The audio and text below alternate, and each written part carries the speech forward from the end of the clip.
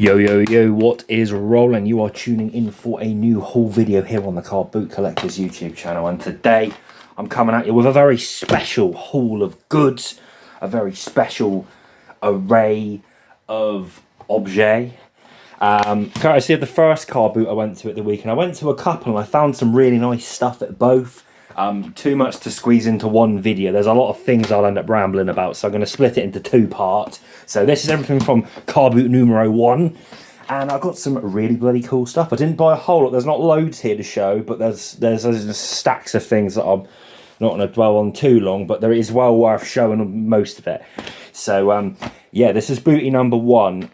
Some really cool stuff. I mean, you can see off the bat we've got a whole box of Britain's toys here, which is fairly boring Britain's toys, but it's uncommon stuff. There's some interesting stuff in there. We've got a whole stack, a whole hoard, a whole cachet of punk zines, posters, flyers. This is mostly early 80s era, but a whole stack of punk related ephemera. I've got some comics too, and then just some other miscellaneous junk. I think I'm going to try and do the miscellaneous junk first, and because I want to go through these in a bit of detail, because there's some cool stuff there. So, yeah, let's get started. Let's bloody show it. It's a nice day. This is a car boot sale that I haven't actually been to for a little while. I just haven't gone out that way.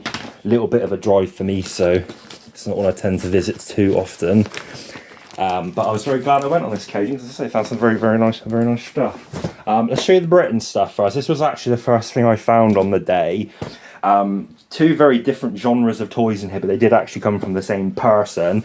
Did actually get the little basket chucked in as well. I did ask if he wanted it, so I'd just take it. So free basket. So we've got these two. I saw these there on the store, and I was like, okay, they're pretty good. Well worth buying at the right price. We've got Britain's Auto Way. This is the tipper lorry, missing the tailgate. I've got a couple of these at the moment, all of them missing the tailgate, but other than that, in pretty good condition. This is from the Britain's Auto Way collection, circa early 80s. They did a little basically branch off of the farm range into sort of roadworks, plant construction. And the line lasted a few years. I don't think it was anywhere near as successful as the farm toys, but it's quite popular now for collectors as a bit of an obscurity. There's not that many toys in the range in comparison to the farm stuff. And there's a few oddities, like farm vehicles that they released mostly in yellow. Most of the vehicles in the Auto-Way range are yellow. So that's tipper lorry. Not in bad condition by any means, just missing the tailgate. As with everything of vintage toys, there are people that 3D print these pieces, there are people that make reproductions, but obviously it would be nice if it did have it, but there you go. And then we got the, I believe it's a Chevrolet pickup, or site, is that site crew, something serve? I think it's a pickup lorry. I think this is technically part of the farm range, but it does seem to always come with Auto-Way stuff when I find them. So it should have loads of little tools in the back, which naturally, by the nature of them being tiny little pieces, are always missing, but that one does have a couple of them, and it does have that as well. I don't know if that even goes with it. It looks like it does, but there's that. And then we got a whole basket full of Britain's floral garden range, which I've got to be honest, I've had a few bits here and there. I've never really had like a big fat haul of it. This is like circa mid to late 60s. This was sort of alongside there, you know, in the catalogues, early plastic stuff, the soldiers, the farm stuff, the zoo animals. But the floral garden, so you bought these little packs and it would be things, you know, like flower beds, and you'd buy the packs of flowers, and it's basically like a modular build your own garden. A little rock pool there, pond, fences, like all of these things would have been bought individually, you know, pack 2410, fences. Loads of trees and stuff. There's loads of stuff in it. There's loads and loads of it. This is quite cool. When you've got the plants in the beds, that's how you pop them out with the little spade. Quite loose definition of the word cool there. But yeah, loads of it in there. Absolutely loads of it. The greenhouse is complete. I haven't really delved too much into it. You can see there's absolutely loads of it. All sorts of little bits. plants, pots, whatever, loads of it. Nice to get it like that. I think the people that are into this range of products do like buying them as a bundle, so I'm probably not going to dwell too long on those, sorting them out into sets. I'll probably just make it look nice as a little bundle and do that as is. Probably keep the basket. I'm sure I can find some kind of use for it. A box of turds next. A box of turds. Turds. You can't remember the turds. It used to be everywhere in like seaside shops, those sort of novelty gift shops that sell novelty seaside novelties. The turds, like resin figurines, there's a whole collection of these. That's David Crapham. It's barely even a pun. They do things like Darth Vader, and it's Darth Vader, but he's got a toilet brush. I started looking at these, and the guy was just basically like, do you want to take the whole lot for a few quid? And I was like, at that price, I will. But I wish I'd had a better look at them, really, because pretty much all of them are broken. And it's one of those things where, like, there are collectors for this stuff, but as soon as they're broken, even less people want them. There's, you know, I think that it's fair to say the turd collector base is probably pretty limited in 2026, and these are from sort of mid-noughties, but there are people out there that collect these. I remember seeing something back along that there's like a absolutely massive collector of these in Guernsey who's got like prototype turds, unproduced turds, you know, pre-production original sculpt turds. I don't know how anyone can be that obsessed with these, but yeah, someone out there is, probably the only person. But yeah, turds, it's a shame they're not in better condition. I say, like, there's about 15 in there, and I think about 3 or 4 of them are in good condition. The rest have all got something wrong with them, a little chip or whatever. So it wasn't a great purchase. I should have done a little bit more looking at them, but, you know, I'm not going to stand there looking at turds all day at the car booty. I'm sure the ones that are in there that aren't in bad nick will be saleable. This little bundle come from a dude. Nothing too exciting. Discworld Jamboree 2007 tote bag. Of course, the Discworld Emporium used to be in Wincanton. Never got to go there. It's closed down now. Don't know why I would go there. I'm not really into Discworld, but it would have been cool to go. This is from one of their conventions. Quite a big collector base for Discworld stuff. The bag's really grotty. As you can see, it's really dirty. I'm sure that will clean up, though. Yeah, just dirty marks. I'm sure that'll come out. That was from him. This come from the same fella. A BEA, British European Airways glass ashtray, undoubtedly stolen from a lounge somewhere. It is in good condition, no cracks, no chips, but the red paint is mostly gone. It should be quite bright, vibrant red in there. It would be ideal if someone really could colour that in just to make it look good. I won't touch it, I'll leave it as is, but if someone had the know-how to do that, it would make it look a lot better. So, BEA ashtray, probably 1960s. I do love my airline memorabilia. As you regular viewers will know, I do get this stuff very often. Prefer the models, signage, stuff of that nature, but these sort of things I always pick up as well, so always on the lookout for items of anything within that genre. A DVD here, and then we're on to basically the comics and the punk stuff. Really random. I added this to my CEX watch list like last week. Never seen it on DVD before. I didn't know they released it on DVD. This is Rock and Chips, which was the prequel series to Only Fools and Horses. I've got to be honest, I've never watched Only Fools and Horses. But I do like shows that I've got like the in-betweeners cast in, so a bit of a specialist interest of mine, if you will. And this has got James Buckley in it playing a young Del Boy. I didn't watch this when it was on, but I thought, yeah, I'll pick that up if I see it. And I've seen it at CX, it's about £8. Literally go to the car boot a couple of days later and it's right there at the car boot. So weird how the universe lined that up. Very unusual. Very nice condition. I have actually watched that through now. It's quite a good little series. I'm sure you'd get more out of it if you're into Only Fools and Horses, but as a standalone little drama, it's quite entertaining. So there's that. And then, yeah, we're just on to ephemera, comics, whatever. 2 very quick bits here that are boring, but they are cool. A little Indian and Ceylon teas loose tea bag. This is obviously little shop way back when, before tea was in tea bags, loose tea. Hello, shopkeep sir, could I please have half a pound of loose tea? And, you know, put it in the old bag for you there. That's OG, that's pretty cool. I like little ephemera bits like this. Tea memorabilia is quite collectible, especially some of the older brands that disappeared during like the war period. I don't know if this is pre-war, it might be, or just after, but it's quite a nice little graphic on there. So that was he had loads of ephemera, and I just pulled that out because I thought it was quite cool. As with this, he had a lot of pharmacy related stuff. A lot of it was quite boring. This is probably 50s, 60s, probably 50s, for some Dr. Scholl's arch support. I just grabbed that one because it had the graphic on it. A lot of the ones he had there, he had a big stack of them. He was asking a couple quid each, which to be fair wasn't too bad. But that one I thought with the graphic made it a little bit extra. The rest was just text.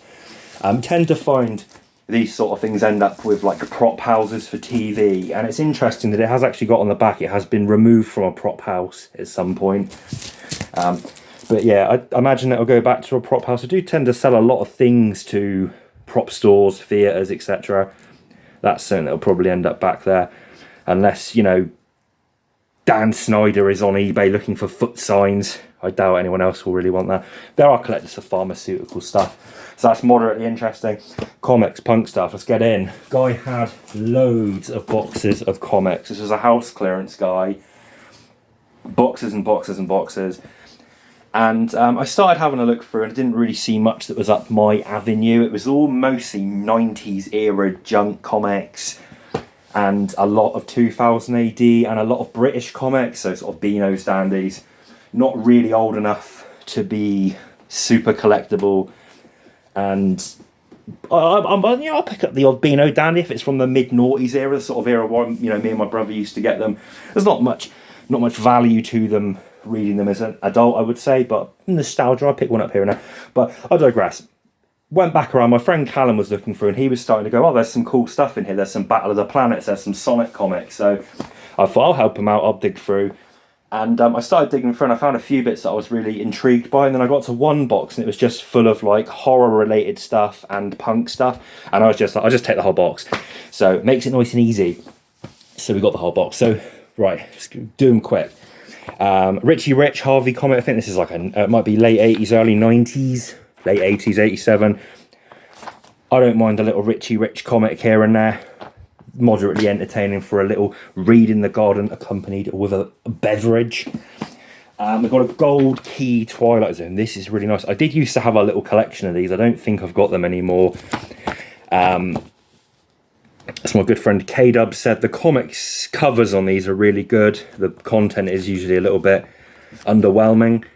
But there's some quite nice artwork on the covers. That's really cool. Twilight Zone. Do enjoy that series. So did used to collect those. They're quite hard to get in the UK. I mean, an average condition copy that's probably only worth a £5, probably not even that. But nice to find out of the car boot. It's Italian sort of compilation thing. I've got to be careful with this one because there's quite a lot of nudity in this one. I've just opened it up straight on a page with some boobies. But this is like almost like Commando level comics, but blown up. All in Italian. It's all sort of horror, vampire-y stuff. I don't quite know the context of that, if it's a compilation or if this is just how they were issued. But that's Terror Italiano. It seemed to be quite collectible. Revolver, British comic. Destroy All Comics. This is sort of like I think like an outsider independent thing. I'm not quite sure. Fangoria, grab that one because it's got Texas Chainsaw. Is that 2 on the cover? Texas Chainsaw 3. Deadline, Galileo.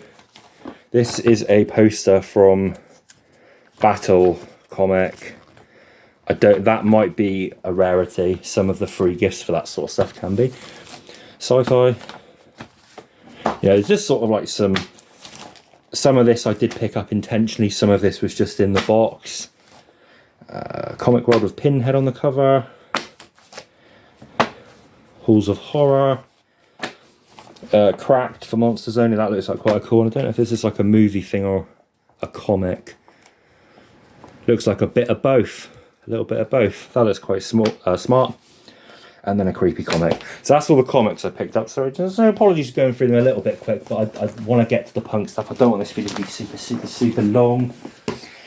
And then here we go with the punk stuff. This is really exciting. Really exciting little haul of stuff here. I'm going to show the best bit first. So I said already, there's posters, zines, flyers. Some of it's British, some of it's, you know, American. Some of it's older, some of it's a bit new. I think the oldest stuff in here is early 80s. So we've got a very nice poster here. Subhumans, DOA, with Toxic Shock, Spangles, Screaming Wild Spread, at the Trinity Hall, Old Market, Bristol. This is a nice poster. Really nice. I have seen the Subhumans a couple of years ago. Very good, still going. Very good live. So that's probably going to be a keeper, if I'm honest. That there is some value to that, but it's probably going to be a keeper. And then there we go. I'm just going to breeze through them because there's so much here. So some of these are British, some are older, some are new. It's a real mixture. I don't know if this is someone's collection from way back when, or if this is something that's been pieced together over time and then just ended up like with a house clearance guy. I can't quite make it out. We've got Damaged there with an interview with the Subhumans. Some of these things are just impossible to find. Like some of them probably only printed a few hundred copies or less. A lot of this stuff is just impossible. If you're looking for it, you can't find it. Some lyrics here. I don't know who these lyrics are by, but there's a load of piles of lyrics. Lyrics, handwritten. I haven't done any research on those yet. Bits of zines.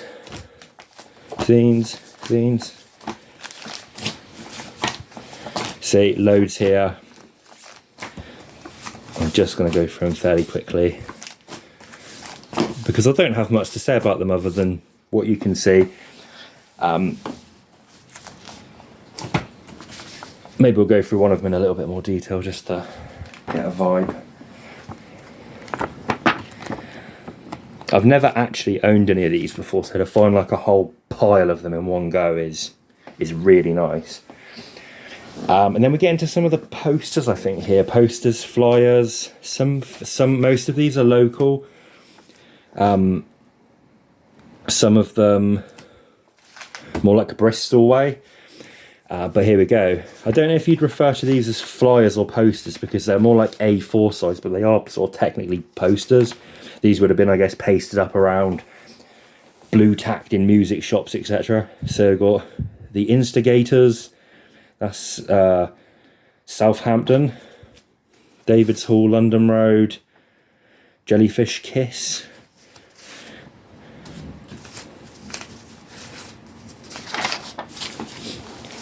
I am running out on available space on my camera here, so it's probably going to cut off a little soon. But yeah, it's literally just about to cut off. So I think that's going to be the end of the video, but you get the vibe. There's a whole load here. Thank you for watching. We'll see you soon.